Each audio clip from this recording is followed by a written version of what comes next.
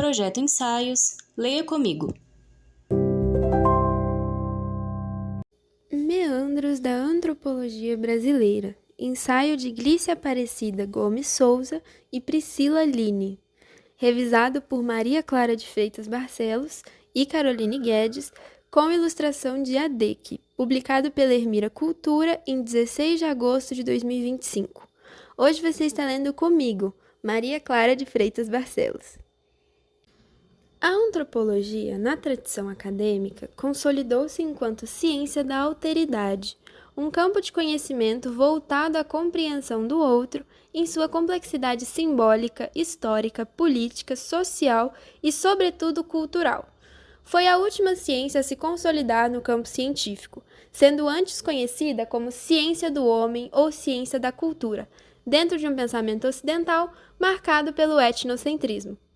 Ainda que busque se desconstruir, a disciplina carrega os estigmas de sua origem colonial, evidentes na produção dos chamados pais fundadores, a tríade Edward Tylor, Lewis Morgan e James Frazer, cujas obras constituem o axioma da ciência antropológica.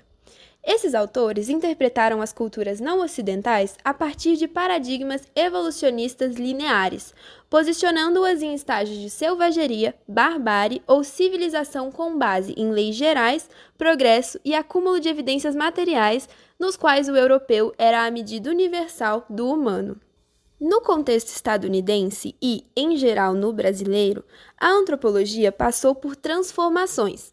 Até meados do século XX, predominava uma abordagem exógena, muitas vezes vinculada a missões científicas e influenciada por ações coloniais. Foi somente a partir dos anos 1960 que a antropologia ganhou consolidação institucional própria no Brasil, inaugurando um novo ciclo de debates éticos, metodológicos e epistemológicos. Theodor Koch-Grünberg, em suas expedições à Amazônia, produziu um extenso acervo de imagens, registros e objetos etnográficos.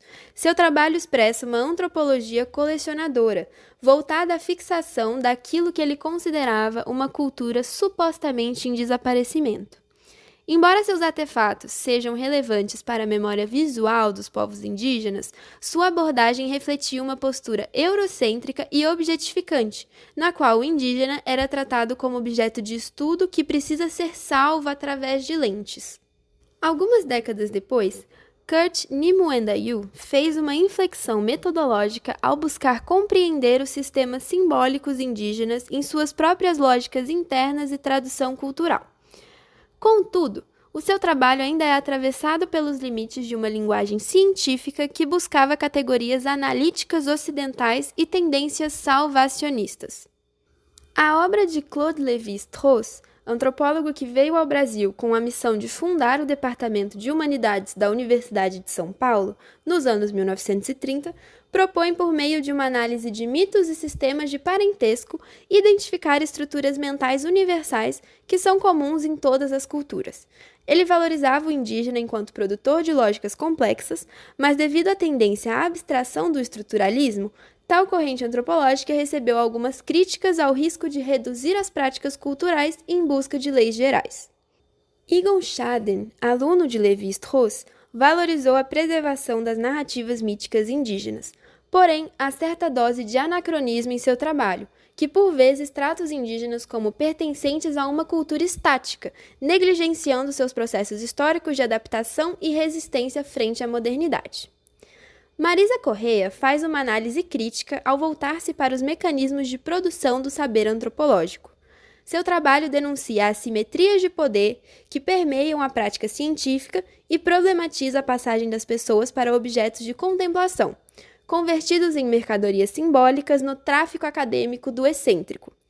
Sua análise também destaca a influência da escola culturalista norte-americana na formação da antropologia brasileira, e propõe uma produção mais autônoma, ética, que questione e repense o lugar do pesquisador no campo.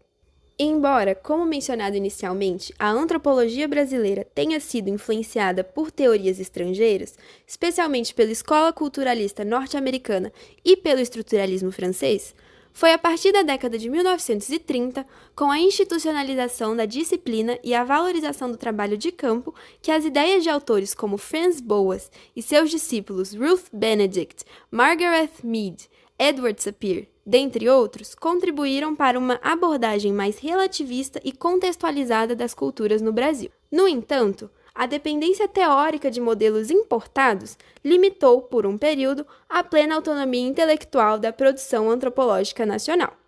Diante disso, tornou-se essencial produzir uma antropologia mais enraizada nas realidades locais, que dialoga criticamente com as tradições teóricas internacionais, mas que valorize as experiências, os sujeitos e os saberes próprios do contexto brasileiro. As obras analisadas revelam diferentes momentos da antropologia brasileira, e o percurso que se desenha entre esses autores não é linear, mas dialético.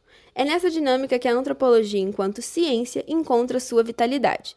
A alteridade não é apenas um objeto de estudo, mas um espelho que reflete e desafia as formas como conhecemos, narramos e nos situamos no mundo. A contribuição mais valiosa da antropologia brasileira talvez não esteja em suas descrições do outro, mas na sua capacidade de nos obrigar a repensar o próprio ato de conhecer.